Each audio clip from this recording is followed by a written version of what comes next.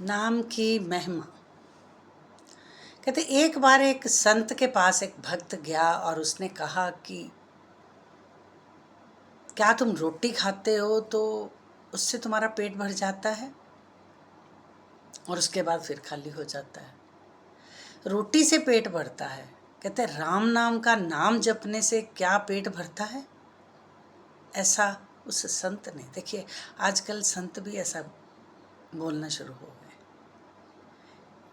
पर बहुत सारे संतों ने इसका विरोध किया और कहा कि जब तक तुमने राम नाम का सिमरन नहीं किया, जब अपने इष्ट का सिमरन नहीं किया, चाहे वाहिगुरु सिमरन, चाहे आप किसी भी धर्म को मानते हो, अगर आपने उसका सिमरन नहीं किया तो आप इस जहां में क्या, आप उस जहां में भी चैन नहीं पाओगे। आप उस सुविधाओं को, उन प्रालब्धों को पा नहीं पाओगे जब तक आप उस राम नाम का सिमरन नहीं करोगे। कहते ऐसा हमने अपनी आंखों से देखा है, साक्षात देखा है कि जब हम प्रभु का सिमरन करते हैं तो कैसे वो हमारी सभी कठिनाइयों को, सभी मुश्किलों को हर कर देते हैं। करने के लिए उन्हें विवश होकर आना पड़ता है। कहते गुरु की वाणी और ईश्वर की कृपा, गुरु की वाणी और ईश्वर की कृपा जब हम पर हो जाती है तो फिर कोई भी ऐसी वस्तु नहीं जो हमें नहीं मिलती। हाँ, अगर वो नहीं मिल रही है तो उसका कारण एक ही है कि हम अभी पूर्ण नहीं हुए और हमारी परीक्षाएं चल रही हैं। प्रभु ने कहा कि जब तुम मेरी ओर एक कदम बढ़ाएगा तो मैं तेरी ओर 10 कदम बढ़ाकर तेरी हालत, तेरी ही हिफाजत करने के लिए आ जाऊंगा। बस शुरू तुम्हें करना पड़ेगा। देखिए, माँ के बच्चे हैं हम सब लोग, तो हमारी माँ है वो सर्वशक्तिमान परमेश्वर, जो कल भी था, आज भी है, कल भी रहेगा। ये जितने संत हैं, जितने उस प्रभु की महिमा को गाने के लिए आते हैं, ये भी एक दिन इस मृत्यु लोक से रवाना हो जाएंगे। कहते मनुष्य ने इतना अपने ऊपर एक सोच बना ली है कि मुझे जाना ही नहीं है इस दुनिया से। हम हैरान होते हैं उन मनुष्य की सोच पर। वो सोचते हैं कि हमें इस दुनिया में नहीं जाना, एक पल का भरोसा नहीं है, लेकिन रिचार्ज करा लेते हैं 30 दिन का, कि 30 दिन तो हैं। कई लोग तो साल साल का रिचार्ज करा कर बैठ जाते हैं। ये पता ही नहीं कि एक पल आएगा, दूसरा आना है कि नहीं। तो इसलिए भाई उस नाम, देखिए जब हम इस मृत्यु लोक में आए हैं उसका नाम सिमरन करने के लिए। जब हम नाम सिमरन करते होंगे तो हमारे प्राण भी आसानी से निकल जाते हैं। तो उस समय अगर हम किसी दुविधा में फंसे हुए होते हैं या हमारा विचार जो है किसी ऐसी जगह पर चले जाते हैं तो हमारी मुक्ति नहीं होती, हमें उसी योनि में दोबारा से जाना पड़ता है। तो इसलिए जब हम उस प्रभु का सिमरन करें, बार बार जब उसका सिमरन करते होते हैं तो एंड में भी उस प्राण निकलते समय हमारे मुख से उसी का नाम निकलेगा और हमारे प्राण निकल जाएंगे। किसी ने सच कहा है कि जब मेरे प्राण निकलें तब तेरा नाम मेरे मुख में हो, तेरा ध्यान करता हुआ मेरे प्राण निकल जाएं, तेरे चरणों में मेरे।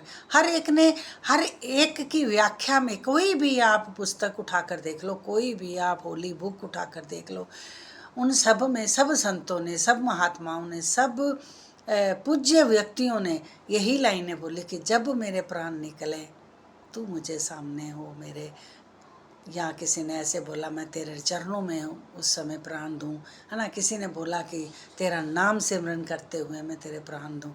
तो ये सब बातें यूँ नहीं किसी ने कह दी हैं। आप सोचो कि मैं अभी कुछ करूँ ना और जब मेरे प्राण निकले तो मैं एक बार राम बोल दूँ, ये नहीं होने वाला। एक बार एक गुरु किसी फकीर के किसी गरीब व्यक्ति के घर पे आ गया और भिक्षा मांगने लगा। और भिक्षा मांगते उन्होंने कहा कि उन्होंने उसका मस्तक देखा मस्तक देखते ही उन्होंने कहा कि तू तो परम धाम की यात्रा के लिए तैयार है, लेकिन तू इस कर्म कांडी जीवन में फंसा हुआ है। तब उन्होंने कहा कि मतलब उसके यहाँ एक और बच्चा होने वाला था। अब तो उसने कहा, गुरुजी ने जो वहाँ आए थे भिक्षा लेने के लिए, उन्होंने कहा कि तुम इसका नाम नारायण रख देना। कहता ठीक है। अब वो नहीं जानता था कि क्यों बोल गए हैं ये। अब जब वो पैदा हुआ तो उसका नाम उन्होंने नारायण रख दिया। अब वो जानते थे कि ये इस जन्म में ही मुक्ति को प्राप्त होगा, पर इसके घर में इतना ज़्यादा इसकी तामझाम है कि इसे इस कार्यों को भी पूरा करना है। अब उन्होंने क्या कहा, उन्होंने कहा कि अपने इस बेटे का नाम, जो बच्चा तेरे पास आएगा उसका नाम नारायण रख देना। उन्होंने कहा ठीक है। अब वो उसका नाम नारायण रख दिया। अब वो आवाज़ लगाते बड़ा हुआ, चलने लगा, नारायण नारायण नारायण करते रहे। वो तो अपने बेटे को आवाज़ दे रहा था, लेकिन वो नारायण नारायण पुकारता रहा। अंत समय जब उसने एक आवाज़ लगाई नारायण, तो आप यकीन करना उस परम धाम से एक क्या कहते हैं यान आया, जिस पे भगवान विष्णु खुद पधारे और उन्होंने उसे उस यान में, यम नहीं आए उसे लेने के लिए।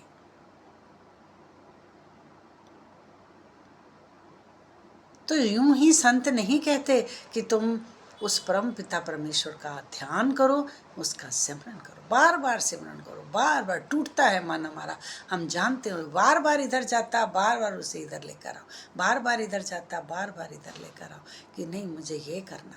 मेरे को पता है घर के कामों से हम मुक्ति नहीं पा पाते, लेकिन हम घर के कामों को ही इस तरह कर लें कि आटा गूंद रहे हैं, अपने ईश्वर का नाम लेते जाओ, दाल बना रहे हो उसमें कड़छी मार रहे हो, ईश्वर का नाम लेते जाओ, जो भी बुलाते हो आप, वाहेगुरु वाहेगुरु, साईं राम राम राम, राधा कृष्ण राधा कृष्ण।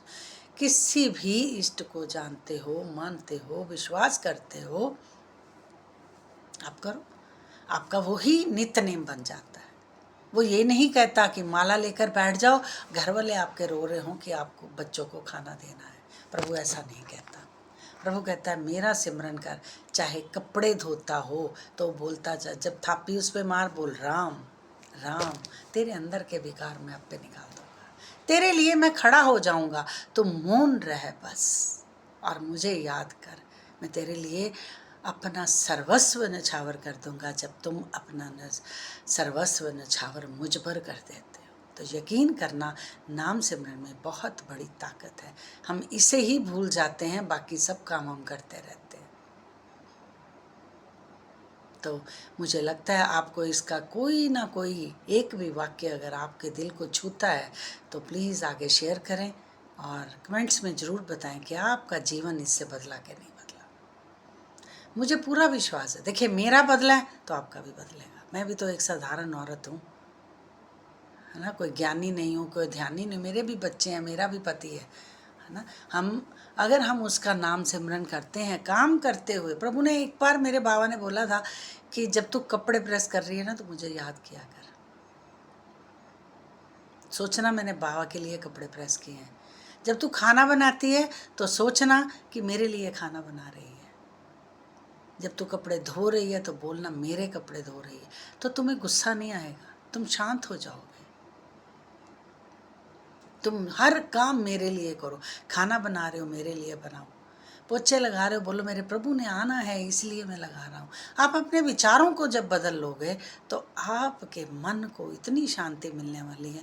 आप पूजा पाठ करो या ना करो, आपके अंदर, आपके भीतर, देखिए बाहर से लोगों ने आपको परेशान करना ही करना है, वो भूल जाओ कि आपको कोई तंग नहीं करेगा। ये संसार है, यहाँ ये दुख और सुख चलते ही रहने हैं। एक खत्म होगा तो दूसरा आ जाएगा, दूसरा खत्म होगा तो तीसरा आ जाएगा। ये नहीं खत्म होने वाले, याद रखना। तो इसलिए अपने आप की आत्मा को प्रसन्न रखना है जिससे कि हम खुश रहें और उस परम आनंद में बने रहें 24 घंटे। ये नहीं कि जब हम कीर्तन में गए हैं, ढोल की बजी है तो हमें लगा कि हम आनंद में हैं। नहीं, बातें जो करता है उसे करने दो, उसकी बात को इधर से सुनो उधर से निकाल दो। मैं कल कहीं एक रील सुन रही थी, उसमें उसने कहा कि पहले मैं इधर से सुनती थी, इधर से निकाल देती थी तो लोग मुझे बहुत आकर सुना जाते थे। अब मैं करती हूँ दोनों कानों से सुनती हूँ और मुंह से बोल देती हूँ, अब मेरे आगे कोई नहीं बोलता। तो ये मुझे तो ये गलत बात लगी। बाकी सबकी अपने अपने विचार हैं, मेरे विचार ये नहीं है। मैंने कहा कि जब तुम मौन हो जाते हो तो तुम्हारा काम करने के लिए फिर प्रभु आ जाता है। मेरा फंडा ये है। देखिए द्रौपदी को जब उसका चीरहरण हुआ तो उसने सबको पुकारा, कोई नहीं आया ना उसके लिए, कोई भी नहीं आया ना पति। 5 पति थे, उसके बावजूद भी उसके चीरहरण होने लगा। उसके ताए चाचे सब बैठे थे, गुरु जी भी वहाँ बैठे थे, कोई कुछ नहीं कर सका। जब उसने गिरधर पुकारा तो साड़ियों की लाइन लग गई, खींचता थक गया वो, उसका चीरहरण नहीं करने दिया प्रभु ने। तो फिर एक ईश्वर ही है जो अंत समय में आपका सहाय होगा। कहते हैं कि हम अपने लिए जीना चाहते हैं, मैं मानती हूँ, लेकिन तुम जब दूसरों के लिए जियोगे तो फिर देखना प्रभु आपके लिए क्या करता है। एक पल का भरोसा नहीं, मैंने पहले भी बता दिया। लेकिन जब आप कोई, बाबा कहते होते थे, कई बार ऐसे बोलते होते थे, कहते जो मेरे लिए कष्ट सहता है, मेरे लिए मतलब मैं अंदर बैठा हूँ, कहते जो मेरे लिए कष्ट सहता है मैं उसके लिए सब कष्टों को तोड़कर उसे वो सुख प्रदान करूँगा जो उसने कभी जीवन में देखा नहीं होगा। और जो मेरे ही प्यारों को दुख देता है उसके लिए मैं वो बिछा दूंगा कांटे कि उस पर चलते हुए उसके पाँव से रक्त निकलेगा। ऐसा प्रभु ने कहा, मेरे वर्ड नहीं है ये। जो दूसरों को सताएगा, जो दूसरों को कष्ट देगा, जो सह लेगा, उसके लिए मैंने फूल बिछा देने हैं रास्ते में। ये मेरे वर्ड नहीं है, ये मेरे शब्द नहीं है, ये प्रभु के शब्द हैं, ये उसकी वाणी है। मिलेंगे आपको कल फिर। अगर किसी को कुछ पसंद आया हो, मेरे एक भी शब्द से किसी का जीवन परिवर्तन हो, प्लीज़ शेयर करें, लाइक करें, कमेंट्स करें इसे, और लोगों तक लोगों के जीवन को बदलने की प्रेरणा बने। आपका भी कल्याण होगा, साथ साथ जो सुनेगा तो मुझे भी थोड़ा सा उसका बेनिफिट मिल जाएगा। बेनिफिट तो यही है कि जब किसी का भी जरा सा भी कल्याण होता है तो उसको जो फल मिलता है ना, उससे 100 गुना फल उसको मिलता है जो उसे भेज देता है, शेयर करता है। उसके काम कुछ मत करे, अपने आप ही होने वाले हैं। तो आप सबको प्रणाम है जी। मिलते हैं कल फिर से। बहुत दिनों के बाद मैंने ये लॉन्ग वीडियो बनाई है, कल से फिर से रेगुलर हो जाएगा। सॉरी जी आपके लिए। मिलते हैं फिर कल। ओम साई राम। अभी मैं लाइव आऊँगी तो जो सुन रहे हैं वो लाइव आ सकते हैं तो आ जाए।